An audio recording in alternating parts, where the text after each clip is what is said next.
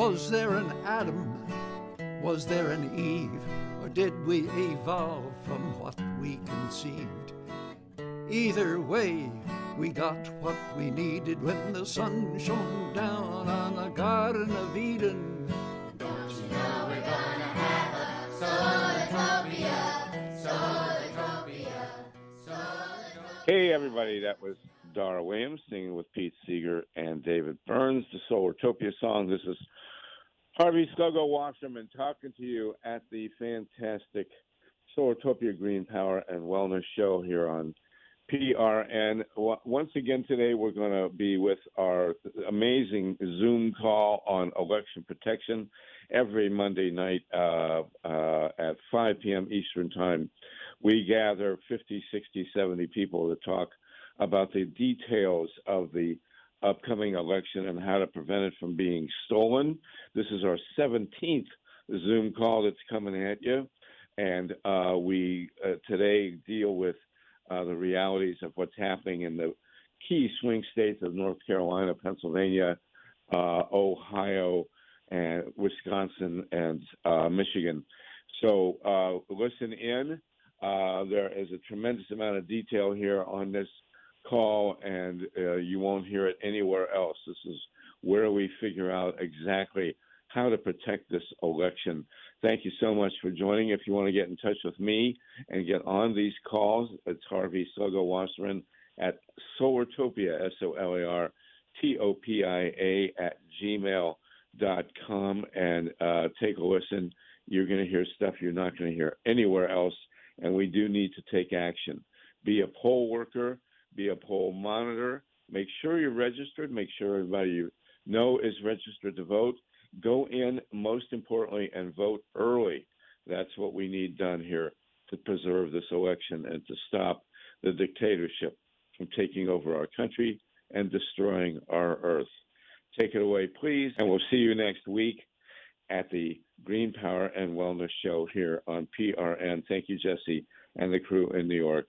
And now here we go. Hi, everyone. This is the 17th gathering, Zoom gathering of the Grassroots Election Protection, Emergency Election Protection Coalition. I am a co-convener. I'm Harvey Sluggo Wasserman with Joel Siegel, I'm in LA, and Joel is in Charlotte, North Carolina.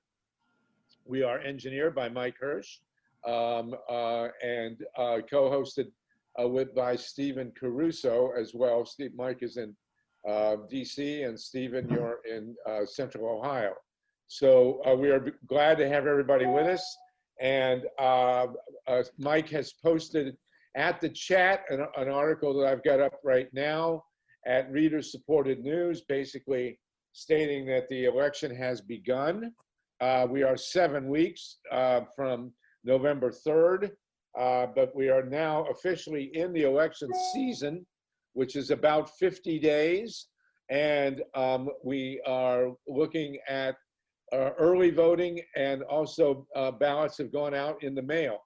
And early voting, by all accounts now, is going to be a huge factor in this election.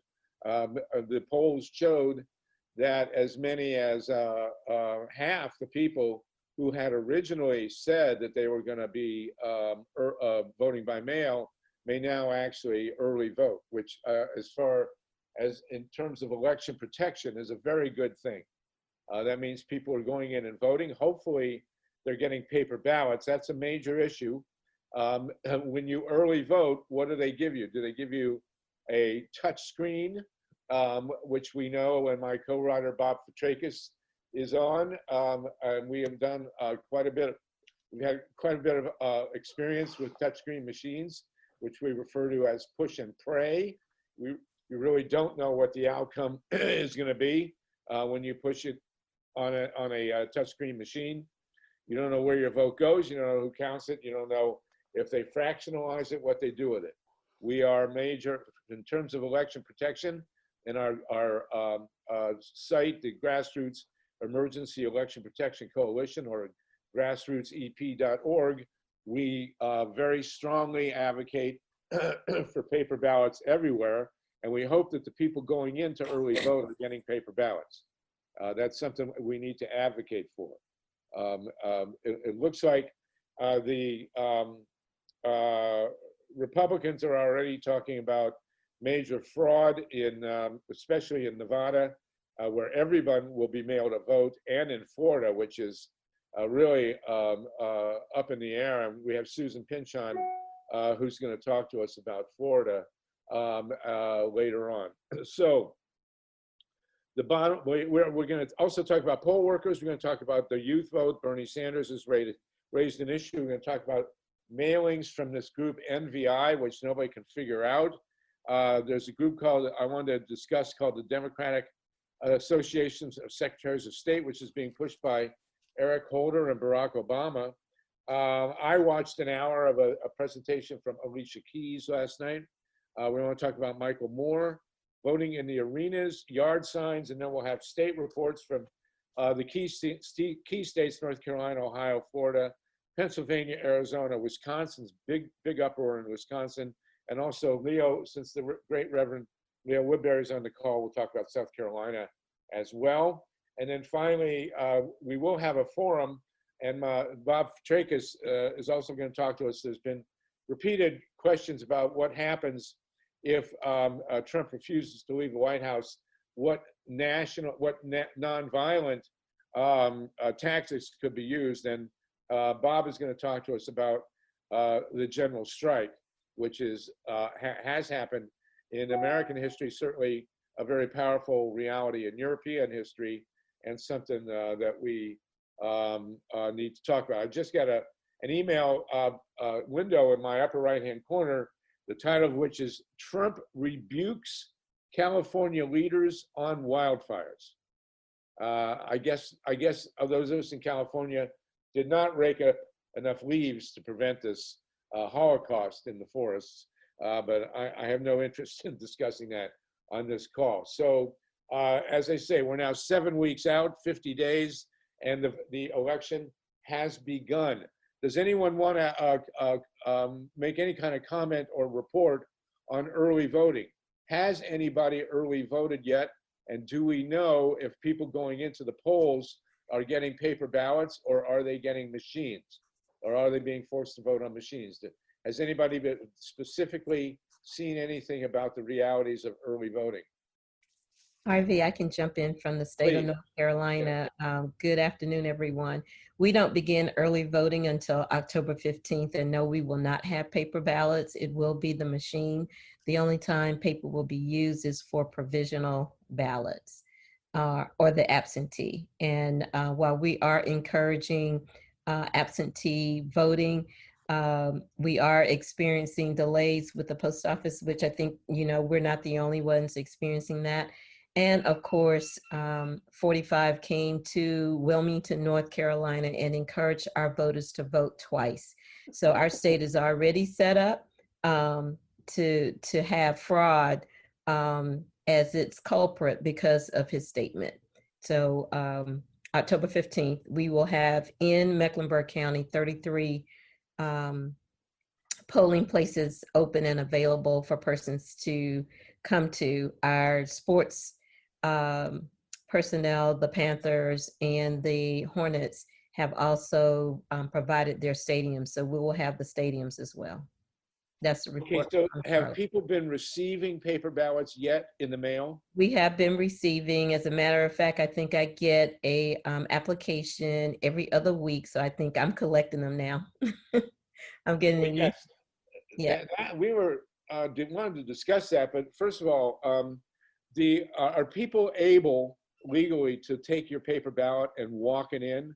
Is there a place where you can walk it in? Well, you can take it to the Board of Elections, and the law based on the Board of Elections is that the only person who can handle your absentee ballot application and your absentee ballot will be the recipient or a member of their family. So in other words, I cannot go and pick up dozens from others and take it down there. But you could, can you apply and then get a ballot and leave it at the same time? I can apply for it, get it, and take it down. I know there is a deadline date, which I don't have to give at this report. I can look it up and try to bring that to you before we end. There is a deadline date to turn it in, and you can physically turn in the absentee ballot. At the election stations. It would actually go to the, I'm sorry, it would actually go to the Board of Elections. No, it would not be turned into the sites. Okay. Now the sites are going to open October 15th, and that includes the two arenas. Yes. The football stadium and the basketball stadium. Yes. But those will not be open on election day. No.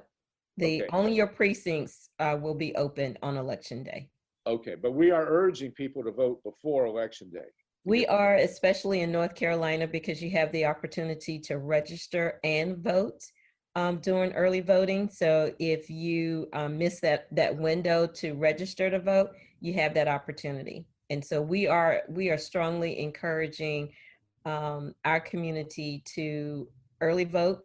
That way you get a chance to check to see if your name has been taken off the roll. If it has, you can register on the spot and vote at the same time. Right. And are you getting any cooperation from the Democratic Party? And are there any PSAs on the air about this? Not very many PSAs at the moment. However, I'm a part of several groups where we are working to make sure that folks know to vote and to early vote. So with my State Baptist Association, we're working on a plan now to get all of our churches on board to give information, a sample ballot, as well as the locations where they can vote. So that's an initiative that has started as early as today, putting that plan in action so that we can be ready by the time the polls open October 15th. And then other groups are doing the same thing. Are any of the days that the polls will be available for early voting on Sundays? I think we still have, initially when they started out with 2 weekends, we had 2 Sundays, but I think we will have 2 Sundays, and I can double check that too, because we were fighting for that. We had initially had 2 Sundays and they took it away and gave us 1 Sunday. I think we have that back, and I'll double check for us. And what about before October 15th? Are there any of the election boards open on Sundays? No. Okay. And none will be open. Well, I'll find out about early voting if they're open on Sundays and what those Sundays are. Good. Okay. Anybody else got Joel? Did you want to jump in? Joel Siegel from Charlotte. Yeah. On the situation, and Leo Woodbury, you can talk to us about. We might as well do the state reports now. Thank you for that. That's extremely helpful. Thank you. Yeah. Yeah, I saw Jan too. Ben Dore had her hand up, but Leo, why don't you go ahead and I'll follow. Yeah, because I have a board call I have to jump on. So in South Carolina, our legislators are meeting on tomorrow to decide whether or not early voting will begin on October 5th or September 28th. So we actually have a coalition of people who will be having a press conference at the State House with some legislators to move the date up to September 28th, especially in light of the fact that November 3rd is still hurricane season, and there's no guarantee that people won't be experiencing torrential rains or hurricanes or floods. So we're really focused on getting people out to vote early. For absentee ballots, we are allowed, there's what we have to witness. If you are not a paid campaign staff worker and the voter agrees, we can have someone help who's not a family relative, and they can take that sealed envelope to the election commission. We had a lot of success doing that during the primary and subsequent runoffs. And so we are advocating that people vote early and that we hand deliver as many absentee ballots as possible, so we're not feeding red meat to the Republican Party so that they can cry rigged election next year. We're also working with a coalition of organizations statewide, working with Andrea Miller and others. So we're going to be purchasing, she's already started, we're going to have $15,000 worth of digital billboards that'll be up in the 4 largest metropolitan areas. October 5th, we'll be having Souls to the Polls, where we're asking faith leaders and nonprofit organizations in Greenville, Spartanburg, Columbia, Charleston, and Florence to commit to taking at least 5 of their congregants or parishioners to the polls. And so we're going to be doing that simultaneously on October 5th at noon all across the state. The other thing is that we'll be doing, we'll have a number that'll be on the car magnets for calls to the poll, for souls to the poll. And people who call that number will be able to get assistance filling out an application so they can get an absentee ballot or transportation if they want to early vote or register to vote or get transportation on November 3rd. And Andrea Miller's group has an amazing app that we'll be using. I know also in North Carolina that works like Uber or Lyft. And so once we have recruited the volunteer drivers throughout the state, people who call that number will be directed to someone who can come and pick them up, and the driver will have turn-by-turn direction to the polling place that they're going to. So we're working really hard on getting our common messaging and having one number, phone number, one hashtag that can be used all around the state to get people out to vote early. That's fantastic. You know, if you could write that up, give us somehow a written document of what your game plan is, I think that would be useful all over the country. Okay, thank you. We'll be happy to do that. That would be we'll put it up on the internet. We'll put it on this list, and we'll make it available to all the election protection groups. Where you know, that will be wonderful because that's really, this is the game plan that people need. Yeah, let me add one more thing. We're also working with a group called Green Faith out of New Jersey, and I serve on the board of directors. And we're working on, we're still trying to get research. We're working on having what we call moral witnesses. We'll be asking faith leaders, those same faith leaders, to get people to volunteer watching at the poll. And if they see anything that is suspicious or questionable or just plain wrong, they'll be able to take a picture, make a video, and then also send that to a website, and to email it, and also call a number where there'll be legal services available. So we'll be glad to write all that up. Yeah, that sounds really, really great.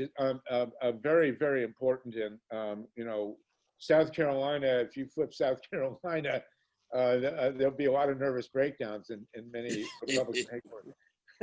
Jamie Harrison is doing a good job making people nervous. Well, that's good, but you're at the grassroots, and that's where it really counts. We really appreciate your work, and if maybe in a week, if we could have your memo, we will be having these meetings every week from now for the duration. So this is critical information, Leah. One question: when people go in to vote in person in South Carolina, do they get paper, or do they have to vote on a machine, or do they get a choice? For the primaries and the runoff, they actually got paper ballots. I don't know if that's going to continue, we'll find out after the legislature meets tomorrow and perhaps next week, because we're also having difficulty. We have drop boxes. I understand there's about 50,000 drop boxes, and we're trying to get them to put those drop boxes out, especially in rural areas where people might have to drive 20, 30 miles to a polling location, and it'll be less apt to do so, especially with COVID.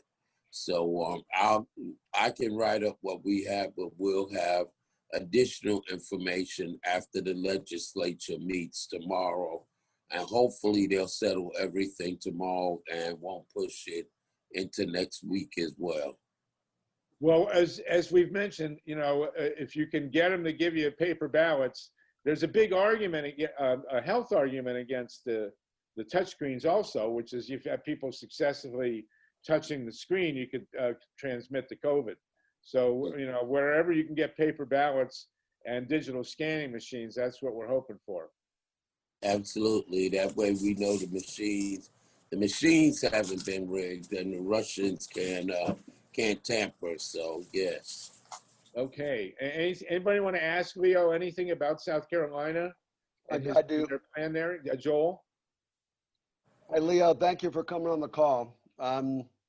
Leo, can you explain how the Black communities in South Carolina and North Carolina are basically forgotten and left out by the Democratic Party and the progressive movement in terms of funding, so you can do an on-the-ground game that can actually get Black voters to the polls? Because I feel like it's a hidden fact, but it needs to be stated more honestly.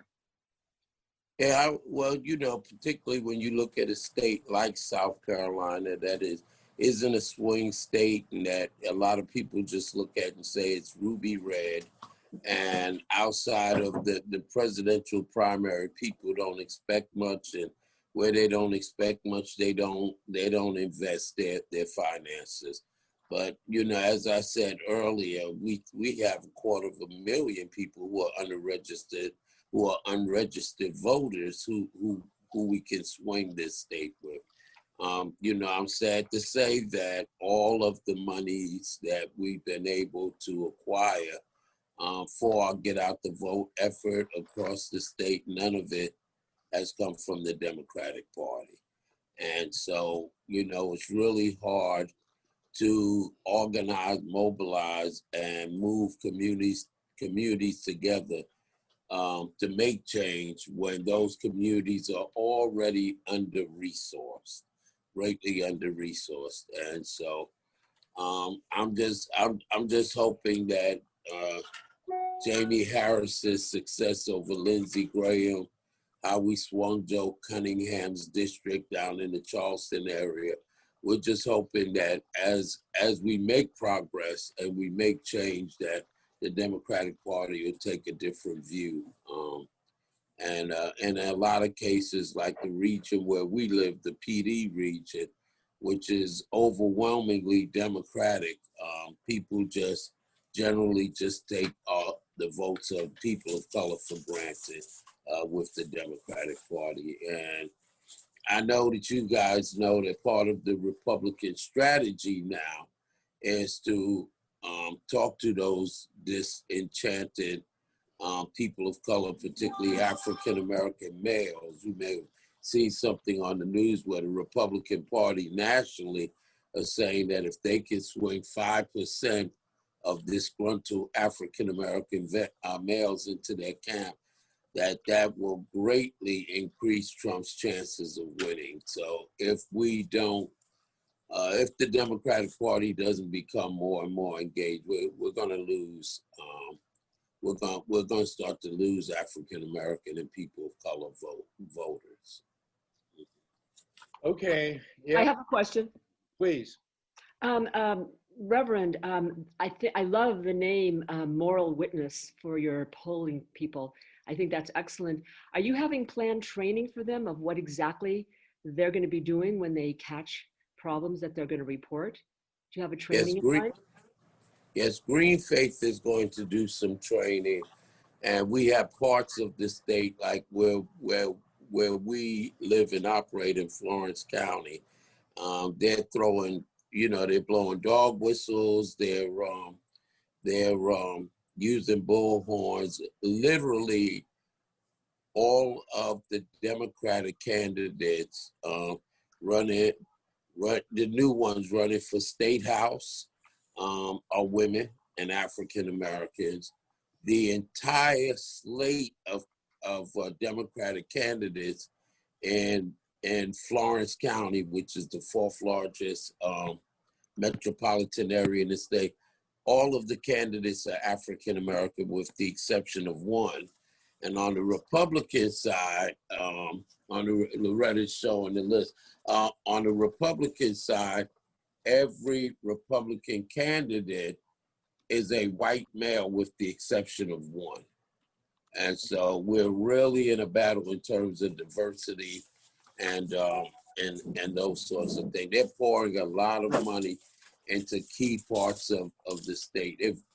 If our Democratic candidates win, the Democratic Party will be, this county council and the city council and the mayor will all be African Americans overwhelmingly. We're talking about 5 out of 7 seats on the city council and 4 out of 7 seats on the county council, and so on. And imagine how much more communities we could have like that if we could register people and we had the resources. Reverend, like I said, this is really excellent, but in terms of training people, there's very specific things to be looking for, and it's very complicated because I know I've been studying it myself. Do you have specific training that you're going to be giving them? Because that is something that I'm actually working on with a number of people. And it sounds like what you're doing is right on, but I'm asking, do you have specific training about what to be looking for? There's no money. The training is supposed to be conducted by Green Faith, but if you can assist us, that would be more than welcome. I am not an expert in that area at all. I'm a community grassroots organizer and a preacher. That's basically it. Can you put their contact in the chat, or can somebody put the contact of Green Faith in the chat so I know? Okay, do you have the phone number? Okay, I'm gonna have to pull up the number. Or can you tell us your email address and I'll get it to you? Perfect. And I have to, and I don't mean to cut it off, but I need to be on this board call where I'm on the executive committee, and we're supposed to be making a decision about our strategic plan.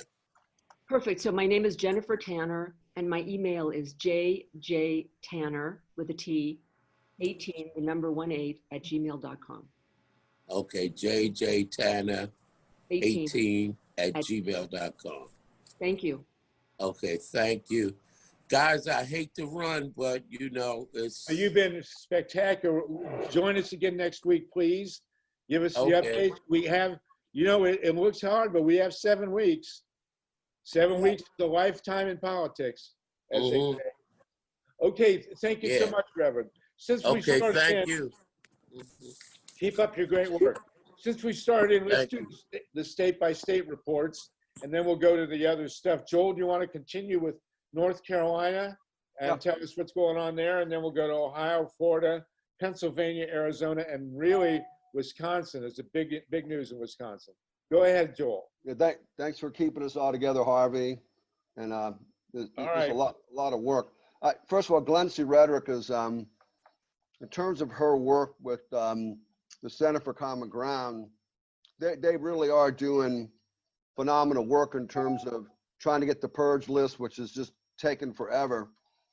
There are over 600,000 people purged in North Carolina, and I think they finally got the purge list. So what they're doing is they're sending out thousands of postcards to that purge list and trying to re-register people who don't know that they've been purged. So that's one of the most important things that's happening. The second thing that's happening is we have a coalition now. It's about maybe 30 organizations strong, former Secretary of State, almost all the nonprofit voting rights groups, African American Caucus, the postal unions, Many of you actually been on those calls. I'll just tell you the two projects that we're about to do. The biggest problem that we have here, and I would say it is not a problem, it's a crisis. In the African American community and in every community that we've surveyed, there is mass confusion about the absentee ballot. People are getting the ballot and they're throwing them in the trash can because they think that it's some kind of a, solicitation. And as much as we want to protect the vote, we also want to make sure that there are enough people to actually vote that we can protect. So this is not a problem. This is a crisis. So in other words, there could be literally thousands and thousands and thousands of people that will not vote because they didn't know about the absentee ballot process. So what we're going to do is we're going to hold a rock the vote. We were going to do a webinar, but we decided that that would be very boring. So we're going to get some local musicians. We don't have any resources, so we're asking that it be done strictly, by volunteers. Then we're going to have music. Then we're going to get people to actually teach people how to go through the ballot process, both from filling it out to where they drop it off, the day of and after. We're also going to use that as an opportunity to recruit people to work at the polls. This is probably one of the best ways to recruit people quickly to either be poll watchers or poll monitors. So we're going to do this intensive education. We have our event planned. I think it might take about 2.5 weeks. We're rounding up the musicians now. So this is going to be organized by the interfaith community and the national, international community. So we've never done this before. So it's going to be very, very interesting to see what happens. But at the same time, what we're going to do too is we're taking groups of people to the Board of Elections. We're going to meet with them and we're going to ask them, do they know about Mark Zuckerberg's grant? For, I think it's 250 million, I think Harvey told us. And if they go to Zuckerberg, they can get money to train poll workers. Where I do have a disagreement with some of the people in North Carolina, the Charlotte Observer said that there's a crisis in not having enough poll workers. And even though the county, even though they pay people, they used to have senior citizens that did that work, but most of them are not going to work because of the fear of COVID. So that is a real serious problem. And if we don't get enough poll workers, there could be weeks and weeks and weeks before we find one. That's what happened in New York, in the state of New York. The third thing that we're trying to do is we want to train poll monitors on the day of the election to just be there. They would have a yellow ribbon. We're working with the existing organizations who already do this. Harvey has raised some money so that we can make sure this could be done successfully, but we don't want to reinvent the wheel. We want to give it to organizations that are already doing this. We'll have to see who those organizations are, and we're talking to them literally this week. So I'll just close by saying, believe it or not, I'm pretty optimistic because, it seems like a very hard task and there's all these barriers, but once we formed the coalition, we brought in the NAACP, we brought in so many different organizations, and it turned out that everybody was doing similar things, they just weren't connected. And Harvey, you were very helpful on the last call in making sure that people kind of understood what our priorities are. I'll close by saying, one thing I've learned about this whole process and this journey of election protection, there's gonna need to be the creation of a pass-through foundation funded by people like Tom Steyer, LeBron James. If we can't depend on, and even though we are 501c3, either party, Democrat or Republican, we cannot depend on them to fund an election protection project. We can't depend on them to do GOTV. Having worked in the party for 40 years and worked with the DNC for 13, they put their money into TV commercials and lawyers. They don't pay money. They don't give money to people like Glency, who knows her community, or Leo Woodbury, who is organized throughout the state of South Carolina. that's why there's so many close races with progressives who could win, because we're not getting the black vote out and the Hispanic vote, because that's a big deficit. That's a big hole in the Democratic Party. All that being said, since we're nonpartisan, that means we're going to have to do that. Unless there's funding in the future, it has to be in the tens of millions, and we can get that money. It's not going to happen, but I'm optimistic. I think we can make it happen. It's just that we're going to have to do it ourselves. That's my report. All right, very good. Anybody else from North Carolina? Thank you, Joel. You're welcome. Susan, I do had a you question. have- Sorry, go ahead. Yes. Yeah, this was, and by the way, hi Harvey and Hi. Bob. I haven't seen you guys since 2004, 2005. So Joel, it was pretty frightening to hear that so many of these absentee ballots or vote by mail ballots are thrown out. In California, if that happens, you can always go and vote provisionally in person the day of. Do you know what the law is in your state or other states like that? Yeah, I had a long conversation with Mimi Kennedy about that, and I'm not an expert on provisional ballots, but you're supposed to be able to fill them out. But here's the problem. If you fill out a provisional ballot, there's a very good chance that they won't count them.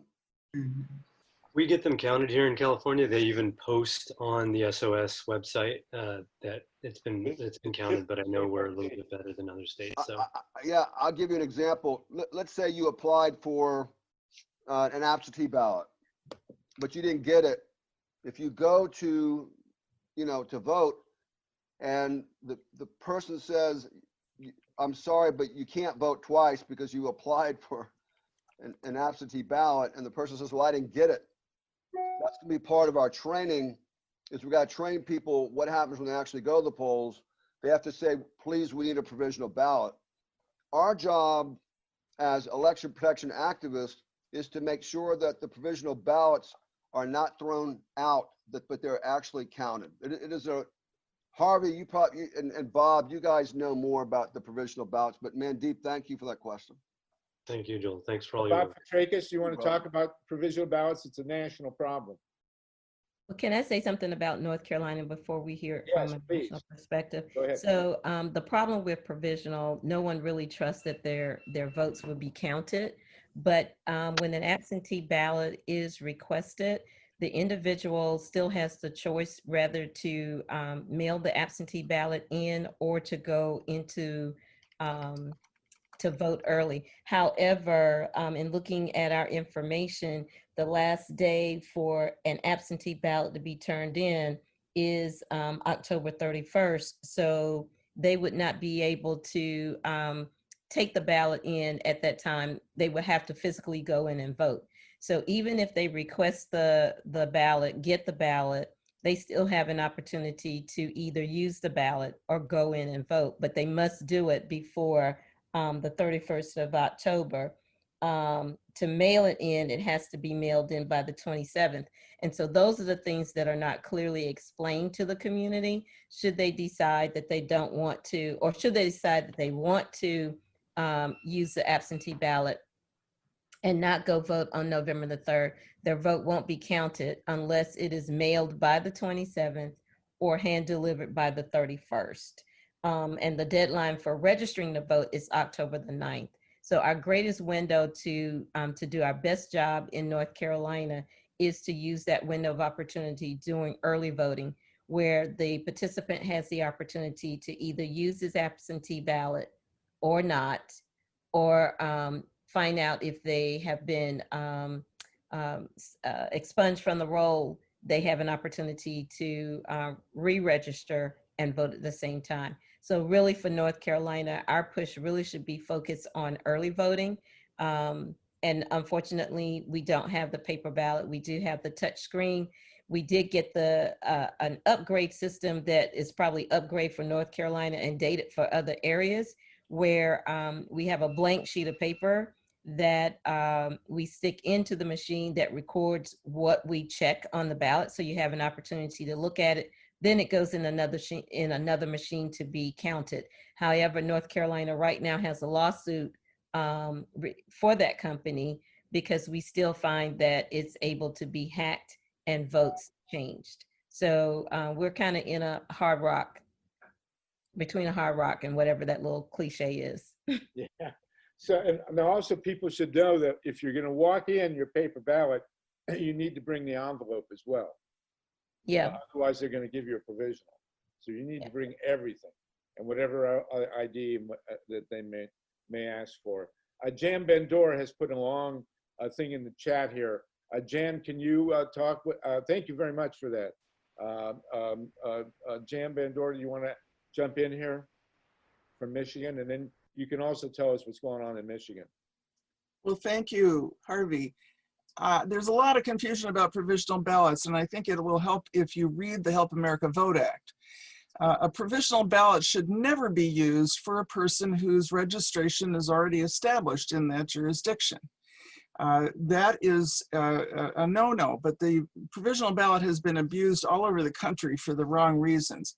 If a person originally got an absentee ballot, didn't bring it, then they should be given an affidavit to swear that they can't find it, the dog ate it, or some such, and they should be given a regular ballot. There's also such a thing as a challenged ballot, where that person's residency has been challenged or various other things. A challenge ballot is voted just like any other ballot, but it will be given a special mark and that mark covered with tape. So if there's a court challenge, that ballot can be retrieved. Provisional ballots make me crazy. I think we got to get rid of them. They're absolutely only abused, and they haven't helped anybody as far as I can tell. Let me just give you a quick update about Michigan. We will be getting our absentee ballots out on September 24th. We expect 2/3 of Michigan voters to vote by absentee. So that could be as many as 5 million voters. And thanks to our 2018 constitutional amendment that we passed, we made it possible for every voter to get an absentee ballot for no reason whatsoever. And we also have election day registration, which is done at the office of the local clerk. So you can go to the local clerk on election day, you can register, and you can vote your ballot right there. That's. Let me ask you, you say election day, does that include early voting as well? Can you okay, go before let's be clear what early voting means. This makes me crazy. In Michigan, early voting is essentially absentee voting on paper, always. We have nothing else. And you can come in on September 24th as soon as the ballots are available, and you can vote your absentee ballot in person at the clerk's office. That's our version of early voting. But we will not have live tabulators. That would be a violation of Michigan election law. Imagine the nightmare if the tabulators are turned on and then they're left on for 3 or 4 weeks. The machines don't do well under those conditions, and they're not designed to turn on and off. If you turn them off, then the next day you're starting a whole new election, and we have no way to accumulate all of those daily totals. So that is not possible, even if it were legal. And you're not going to get 2 election inspectors from different parties to babysit the machine all night. So I think there'd be a lot of resistance to that kind of early voting. So we're just doing early voting on paper, sealed absentee ballots. The one thing that I'm very disappointed about is after years of trying, my organization has not been able to get a provision that would allow any person with an early absentee ballot to come in and put it through the tabulator in test mode to make sure they don't make a mistake. So that's a disadvantage for early absentee on paper voters. They can't see if they've overvoted races, if they have made other mistakes like invalid marks. You can't make a check mark. It usually doesn't work. So that's something we've been trying to correct so that we can help people avoid mistakes. What we're doing primarily this time is we're trying to protect communities of color in Michigan. We have about 7 areas in our state that are historically underserved by any kind of honest elections. My organization for the last almost 15 years has been training election challengers. We call them mirror monitors. They know exactly what's supposed to happen at every stage of election day, and they will actually raise objections when they see things going wrong. Whether it's having people vote with pencils, which is against the law, it might be a stack of blank ballots left in the middle of the room. All kinds of nutty stuff goes on. When we trained local challengers in Benton Harbor, Michigan, which is across from Chicago, a community that has always been run by the Whirlpool Corporation and the elections corrupted by them, the residents said it was the first honest election they'd had in 30 years. So monitoring makes a huge difference. We've also trained people in Detroit, which, by the way, is the second largest African-American majority community in the United States after Philly. 480,000 voters. If we don't get Detroit voters out, we're not going to win my state. And so that's really our biggest priority. Okay. And Michigan, it's my belief that Michigan and North Carolina could very well decide this election. It's great you're there in Michigan, and we need more people on the case. We're going to zip through the rest. Can I interject here for a second, Harvey? Very quickly, yes, Marion. Yeah, just on the subject of tabulators. One Okay. very important thing we need to be advocating right now before the elections is to election officials to make sure to disconnect their tabulators, their rolls, all of this from the internet. If they're, because a lot of the wireless modems, the ES&S and other companies have been selling election officials wireless modems. If they're connected to the internet, it makes hacking very easy. The Russians are already looking into these opportunities and working on it. We got to make sure that election officials disconnect their tabulators from the internet. And that's something we should all be advocating for now. This isn't prep stuff. This is stuff we need to make sure that they understand now. Yes. Thank you for that. Thank you for that, Marion. We've been doing that. But there's another problem related to that. If your local election administrator has not programmed their ballots in-house by sworn personnel, and they've had an outside consultant do it, as we had for 10 years, there were only 2 consultants who did the entire state for all 7.5 million voters, and they were not sworn, and nobody knew what they were connected to. And that's another source of malware and hacking, and we got to be very careful with all this stuff. Thank you. Well, okay, let's add that to our ask. But we need to find out who the local election officials are. And we have to have people who don't identify themselves as Democrat or Republican. They just say they're concerned about honest elections, urging them not to let the Russians or anybody else hack the elections. If you talk about foreign interference, there's more of a chance that they would listen, regardless of what party, that they need to disconnect from the internet. And I agree, you know, and thank you for that add-on. I want to say, you know, we're covering this state by state, but all these are generic issues. And so I hope we'll all stick with it, because it's not just Michigan and North Carolina at stake here and South Carolina. This stuff goes all across the country. And thank you so much, Jan and Marion, for that. And you even have a Democratic governor and Secretary of State in Michigan. So hopefully things can be dealt with fairly, but it's going to take in Detroit, it's going to take a big push. Don't trust that. I'll give you the background when you want it. Yeah, not now, but again, this is nitty-gritty stuff. It's state by state, but a lot of it is generic. In Pennsylvania, we have Florida, we have Susan Pinchon. Real quick, I want to see if we can get this done in another 10 minutes. We do have a serious issue in Wisconsin that's going to affect the whole country that we need to talk about. But Susan Pinchon, can you give us a quick wrap on Florida? And then we'll do Pennsylvania, and then we'll go to Wisconsin. Susan Pinchon, are you on?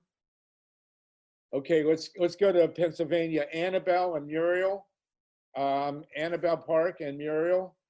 Okay, Muriel is going to give us the update on Pennsylvania. Muriel, are you with us? Yes, I'm here. Hi, everybody. Nice to meet everybody. Muriel. Okay, so what's happening in Pennsylvania? I'm with a group called Protect Our Vote Philly. We are based in Philadelphia. We've been around for a year and a half. We started by advocating for hand-marked paper ballots, and then we became a watchdog of our Board of Elections. So I can only speak really to Philadelphia and our efforts here.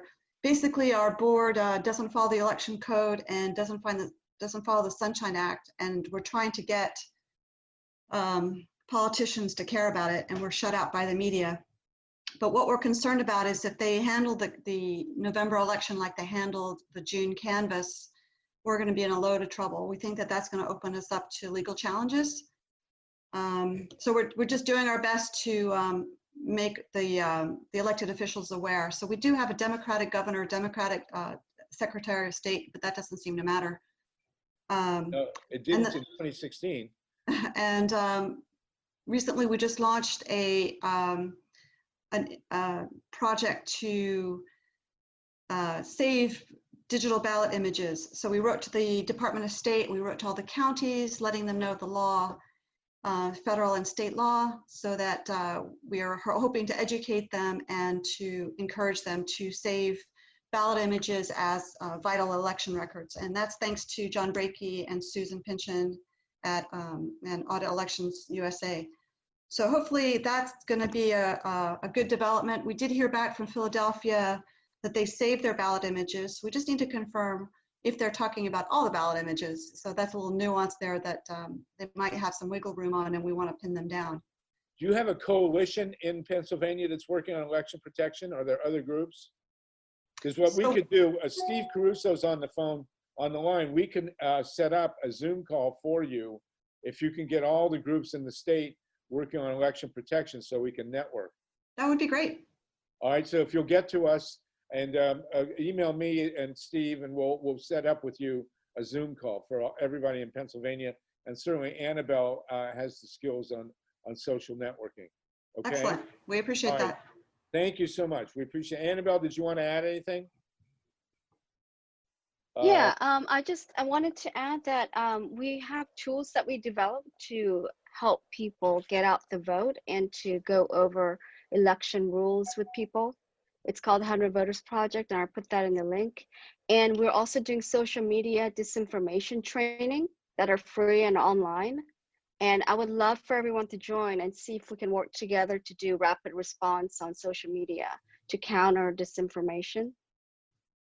Great, wonderful. Yeah. I've worked with Annabelle. She had me on her Facebook page, and you know, I'm probably the oldest person she ever interviewed, but thank you very much. Okay, and you're in Pittsburgh. Okay.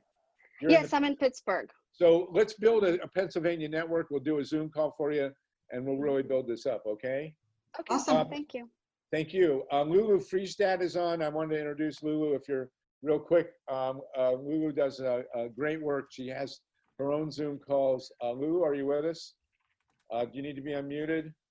I'm here, Harvey. Thank you for having me. Okay, this is the great Lulu, the legendary Lulu. Are you in you're in Pennsylvania also, yeah? No, I'm in Brooklyn. Oh, all right. Well, I was close.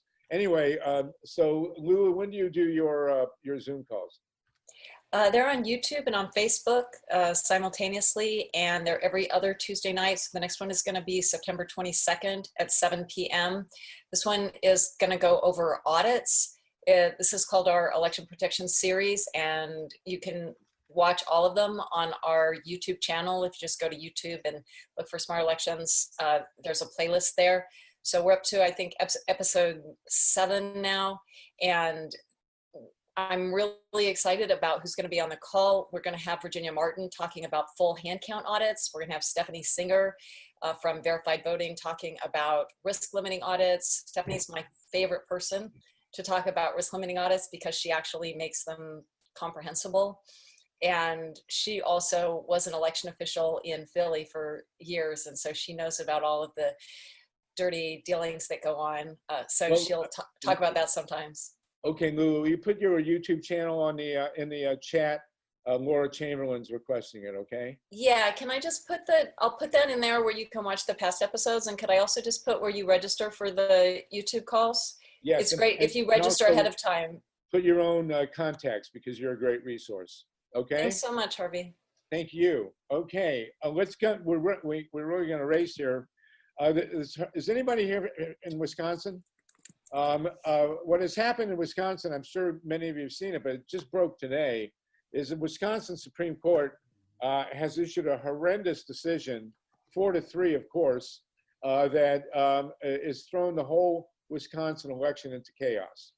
And the Green Party has, it's based on the Green Party, and I'm sure that the reaction against green politics is going to be gargantuan. I urge everybody to look it up. We're not going to go into great detail today because it is a total nightmare.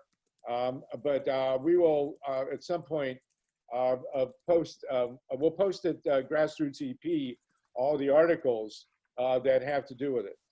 But this could actually affect the entire election.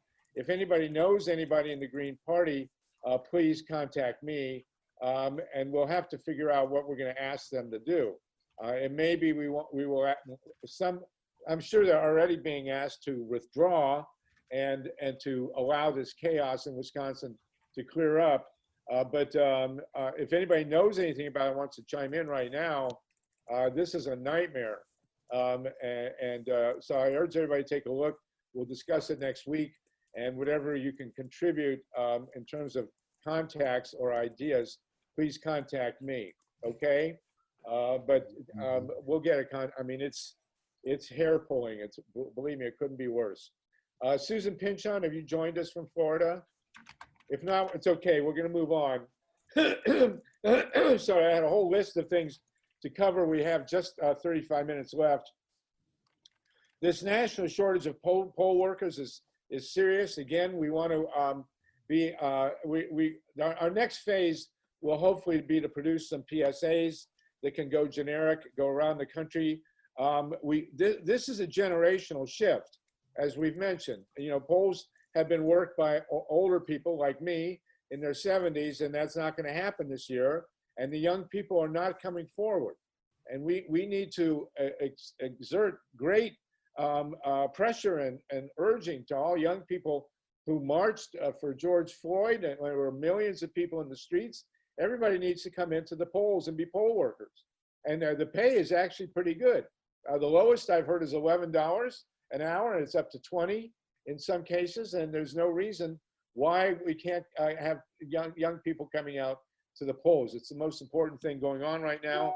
And also, Bernie Sanders has made a statement, which again, we posted through Grassroots EP, and it's at freepress.org in the election section, that he thinks that Biden is losing because he's not appealing to the young vote. And, you know, we all recall that at the Democratic convention, they had 4 Republicans, including the former Republican governor of Ohio, and just a minute for AOC. So this is an issue with young people. And again, you know, we have to find the answer to get them in to work the polls and to protect the polls as well as to vote. This MVI mailing, I'm going to leave that for next week, this confusing mailing, unless somebody has something to say about it. This group, allegedly an election protection group, has been mailing out very confusing ballot applications that aren't valid. If you get one of these, if you know people who are getting them, please contact us because we want to deal with them. Sorry. There's a group called the Democratic Association of Secretaries of State that's being pushed by Obama and Eric Holder. We don't know who they are. We don't know what they're doing. If anybody does, please let me know. Alicia Keys has headlined a special that's over an hour, and I watched it. They've raised $5 million. There's another 7. They want 2 more, and all it does is assure people that it's safe to vote at home. I don't know. You can take a look at it. Me personally, I think the money might have been better spent on just getting grassroots people in to work the polls, which they did not talk about, by the way. We're going to continue next week. This has just been action-packed. We have more people on now than when we started. Thank you, Mike Hirsch. Thank you, Joel Siegel, Bob FITRAKIS, everybody, Kenny Bruno, for making this possible. And we're just going to barrel through anything you want on next week's call. Email me. You'll get your notices on Friday and then over the weekend. And we will reconvene, but certainly going to talk with all the groups, any group that's doing work that can be plugged into by people from out of state, have them represented, and we'll save this election, folks. What choice do we have? Okay. See you next week, everybody. Thank you, Mike Hirsch, and thank you, Steve Caruso. And God help us. Let's save this election. And so we went digging into the ground and started to burn many things we found. But don't you know we're gonna